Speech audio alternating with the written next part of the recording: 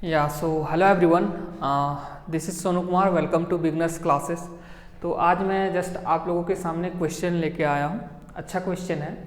The question is a man of mass m having a bag of mass m slips from the roof of a tall building of height h and starts falling vertically. When at a height h from the ground, he notices that the ground below him is pretty hard, but there is a pond at a horizontal distance x from the line of fall. In order to save himself, he throws the bag horizontally with respect to himself in the direction opposite to pond.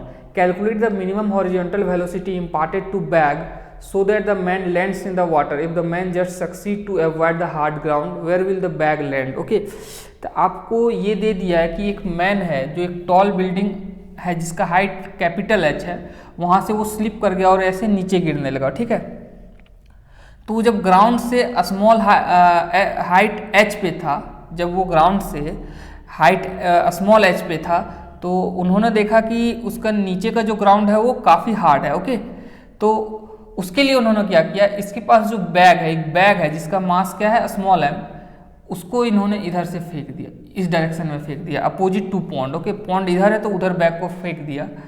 तो suppose मैं कर लेता हूँ ये इस bag को you से फेंका गया। ओके, तो इस बैग को यू से फेंका गया और मैं मान लेता हूँ कि मैन का वेलोसिटी इधर क्या हो जाएगा, यदि बैग को उधर यू फेंकेगा तो मैन का वेलोसिटी इधर कुछ आ जाएगा, वो आ जाएगा भी। ओके, ये है। अब देखो आप, तो उसके बाद क्या दिया गया है कि आपसे पूछा गया है कि ये मिनिमम वेलोसिटी u का क्या होना चाहिए ताकि मैन जस्ट आके कहाँ फॉल हो, जहाँ वाटर शुरू हुआ है, जस्ट ये हार्ड ग्राउंड को अवॉइड कर दे, मतलब जस्ट जहाँ ग्राउंड खत्म हो रहा है वहाँ पे वो मैन जाके फॉल हो ताकि वो बच जाए। ओके, तो ये है। तो इसमें क्या है, इसमें आपका यदि मैं देखूँ तो ये मैन है, ये लाइन ऑफ फॉल है। ओके, ये क्या है, ऐसे लाइन ऑफ फॉल है। ओके, तो ये वर्टिकली ऐसे गिर रहा है। अब क्या है कि सपोज ये मैं मान लेता हूँ ए, ये मान लेता हूँ बी, हाइट स्मॉल एच पे बी मान लेता हूँ, और ये सी। ओके, तो ये ए से बी, सी क्या है आपका कैपिटल एच, बी से सी क्या है स्मॉल एच, और बी पे क्या किया मैन ने, बी पे मैन ने क्या किया, बैग को यू वेलोसिटी इधर दे दिया। ओके, तो मैन का मैंने वेलोसिटी इधर मान लिया भी। ओके, तो देखो आप ये सिस्टम पे देखो, बैग प्लस मैन यदि मैं सिस्टम मानूं तो इसमें आप एक चीज देख सकते हो कि एक्स डायरेक्शन में एक्सटर्नल फोर्स 0 है। इन एक्स डायरेक्शन मैं क्या बोल सकता हूं कि एक्सटर्नल फोर्स जो है आपका 0 है। ओके, तो मैं क्या कर सकता हूं, मोमेंट को कंजर्व करा सकता हूं, तो by conservation of linear momentum. Okay, मैंने लीनियर मोमेंटम को क्या किया, मैंने कंजर्व करा दिया। अब देखो आप, लीनियर मोमेंटम कंजर्व है तो इनिशियली एक्स डायरेक्शन में आपका क्या होगा, इनिशियली एक्स डायरेक्शन में 0 मोमेंटम है, क्योंकि इनिशियली एक्स डायरेक्शन में न मैन न बैग दोनों में से किसी का वेलोसिटी एक्स डायरेक्शन में नहीं है, वो वर्टिकली गिर रहा था। ओके, तो एक्स डायरेक्शन में क्या है, वेलोसिटी 0 है इनिशियली, तो इनिशियल मोमेंटम एक्स डायरेक्शन में क्या हो जाएगा, 0। अब फाइनल मोमेंटम में देखता हूँ तो मैन का वेलोसिटी मैंने v मान लिया है, तो इसका मोमेंटम mv हो जाएगा, और बैग का क्या हो जाएगा, बैग का mu हो जाएगा। ओके, u आपका वेलोसिटी है, माइनस इसलिए क्योंकि u उधर है, तो यहाँ से आपका जो v आ जाएगा वो आ जाएगा small m by capital M, small m by capital M u। Okay, तो मतलब ये कि आपका ये जो v होगा क्या होगा, small m by capital M into u, जो बैग का वेलोसिटी है। ओके, तो हुआ ये है कि देखो आप, ये यदि बैग को नहीं फेंकता तो कैसे ये गिरता, मैन ए से बी, बी से सी, मतलब इस लाइन के अलोंग वो फॉल होता। ओके, तो हुआ ये है कि बी में जस्ट मैन को एक वेलोसिटी भी मिल गया। क्यों मिल गया, क्योंकि बैग को वो मैन यू उस डायरेक्शन से फेंकता है तो उसे वेलोसिटी v इधर मिलेगा by conservation of linear momentum. Okay, तो मैन को एक v इधर मिल गया। तो देखो आप, इस मोशन में क्या होगा कि वाई डायरेक्शन का जो मोशन है, वर्टिकल डायरेक्शन का जो मोशन है, उसमें कोई भी चेंजेस नहीं आएगा। क्यों? क्योंकि जस्ट हुआ ये है कि बी पे एक हॉरिजॉन्टल वेलोसिटी मिल गया है। ओके, वर्टिकल वाले डायरेक्शन में कोई चेंजेस नहीं आया है, तो मैं ये बोल सकता हूँ कि ए से बी और बी के बाद मैन को एक इस डायरेक्शन में वेलोसिटी मिल गया, तो जिसके कारण ये होगा कि वो नीचे तो जाएगा लेकिन v वेलोसिटी से वो x डायरेक्शन की ओर शिफ्ट करेगा। मतलब ये कि ये यहाँ पे इसको v मिल गया, तो अब ये कुछ ऐसे गिरने लगेगा, फॉल होने लगेगा। ओके, इस वेलोसिटी के कारण ये धीरे धीरे x डायरेक्शन की ओर भी शिफ्ट करता जाएगा। ओके, x डायरेक्शन की ओर ये धीरे धीरे शिफ्ट करता जाएगा, यही वेलोसिटी v के कारण। ये वेलोसिटी v जो हॉरिजॉन्टल डायरेक्शन में है, उसके कारण ये हॉरिजॉन्टल डायरेक्शन में धीरे धीरे क्या होता जाएगा, शिफ्ट करता जाएगा। तो वही बोला गया है कि मैं ये मान लेता हूं ये आपका क्या था, ग्राउंड है, ग्राउंड है और यहां आपका वाटर है। ओके, तो क्या होगा कि b के बाद इसका मोशन कुछ इस प्रकार हो जाएगा, नीचे तो जाएगा ये, बट नीचे जाने के साथ साथ हॉरिजॉन्टली ये क्या करेगा, शिफ्ट करता जाएगा। ओके, तो जस्ट और यहां से वाटर शुरू है, तो जस्ट जहां वाटर शुरू है वहां पे वो गिरे, जस्ट ये ग्राउंड को अवॉइड करे। ओके, वेलोसिटी v इधर है एक्चुअली, ये ऐसे वेलोसिटी v के कारण ये क्या करेगा, थोड़ा हॉरिजॉन्टल डायरेक्शन में ये मैन शिफ्ट होता जाएगा। अब वो a से b और b के बाद वो ये पाथ को फॉलो करने लगेगा। ओके, प्रोजेक्टाइल मोशन की तरह। और उसके बाद देखो आप, और इसका जो ये मोशन का जो वर्टिकल कंपोनेंट होगा, ये जो वर्टिकल कंपोनेंट में इसका मोशन होगा वो चेंज नहीं होगा। ओके, भले ये इधर आ रहा है लेकिन वर्टिकल डायरेक्शन में मोशन उसी प्रकार होगा जैसे यदि ये बैग को नहीं फेंकता और ए से बी जाता और बी से सी जाता। ओके, उसी तरह इसका वर्टिकल डायरेक्शन में अब भी मोशन उसी तरह होगा। ओके, क्यों? क्योंकि वर्टिकल डायरेक्शन के मोशन में कोई चेंजेस नहीं हुआ है, जस्ट हॉरिजॉन्टल में उसे एक v स्पीड मिल गया है, बस यही हुआ है। ओके, अब देखो ये डिस्टेंस मेरा कितना है, x है।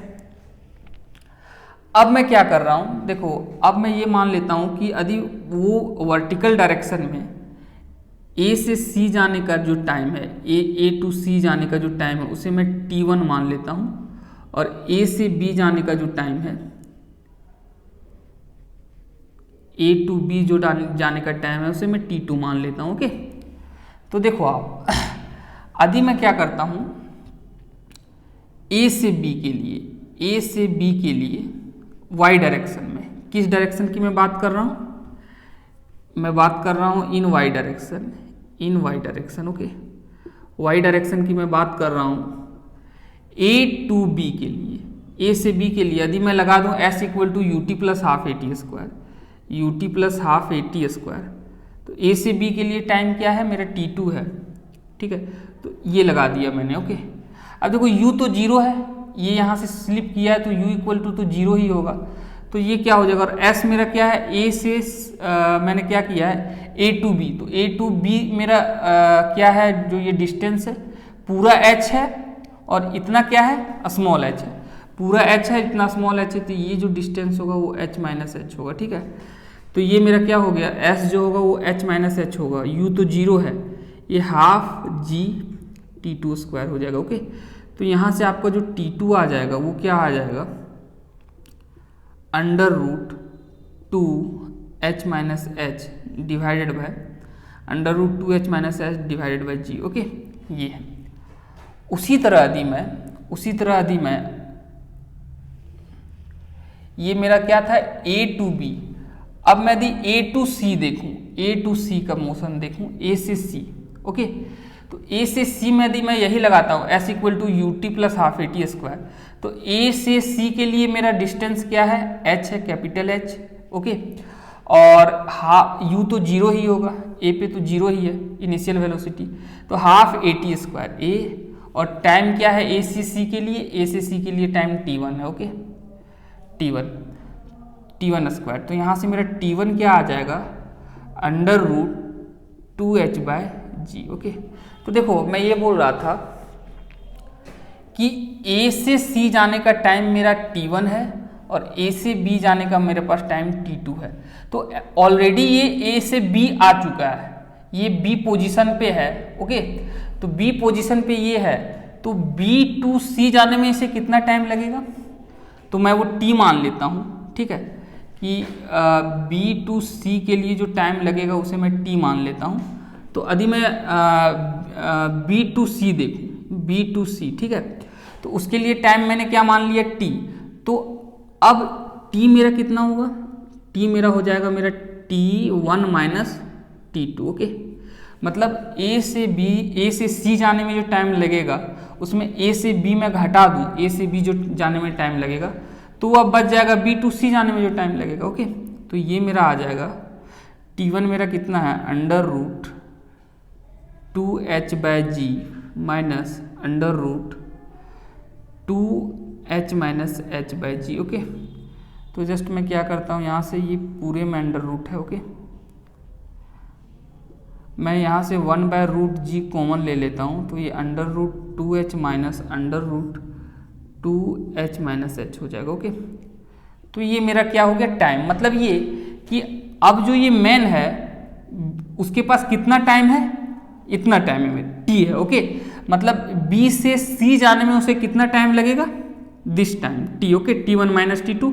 और जो ये कैलकुलेट करके आया है वही टाइम इसे B टू C जाने में लगेगा, और इतना ही टाइम में उसे x डायरेक्शन में, हॉरिजॉन्टल डायरेक्शन में इतना डिस्प्लेसमेंट कवर कर लेना है x, तब ना इतना ये डिस्प्लेसमेंट कवर करेगा, जितना टाइम में ये B से C जाएगा उतना ही टाइम में इसे हॉरिजॉन्टल डायरेक्शन में इतना डिस्टेंस कवर कर लेना है, ओके। तब ये जाके अवॉइड करेगा ग्राउंड को, जस्ट अवॉइड करेगा ग्राउंड को, ओके। तो अब इसमें क्या होगा आपका, तो यदि मैं इन x डायरेक्शन देखूं, इन x डायरेक्शन यदि मैं देखूं, तो उसे हॉरिजॉन्टल डायरेक्शन में x डिस्टेंस कवर करना है, और हॉरिजॉन्टल डायरेक्शन का स्पीड क्या है, v है, और टाइम ये मेरा t है, ओके। तो ये मेरा x हो गया।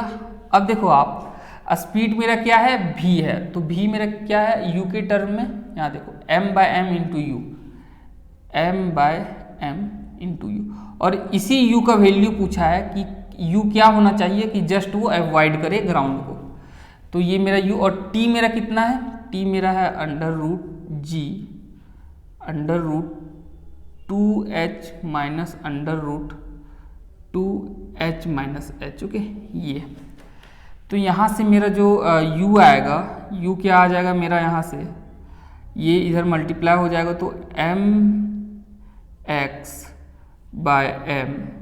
mx/m, और ये रूट g ऊपर चला जाएगा, और नीचे ये क्या बच जाएगा, under root 2h minus under root 2h minus h, okay.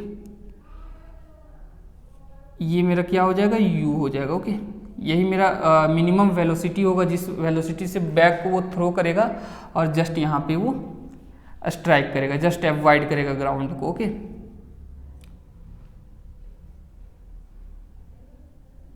अब देखो आप, दूसरा पार्ट पूछा है,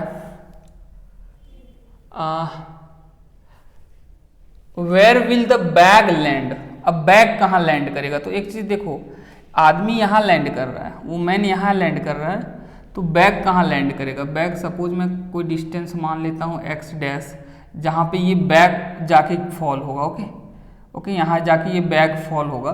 तो देखो x डायरेक्शन में आपका क्या है, x डायरेक्शन में आपका मोमेंटम, ये x डायरेक्शन में एक्सटर्नल फोर्स 0 है, तो x डायरेक्शन में सेंटर ऑफ मास शिफ्ट नहीं करेगा, तो मैं लगा सकता हूँ m1d1 इक्वल टू m2d2, क्योंकि x डायरेक्शन में एक्सटर्नल फोर्स 0 है, तो मैं क्या लगा सकता हूँ, तो ये बैग का मास m है x, और उसका मास क्या है, small m into x dash, okay. तो मेरा जो x डैश आ जाएगा वो आ जाएगा capital m/m into x, okay. तो ये आपका जहाँ बैग जाके फॉल होगा, okay. So thank you everyone.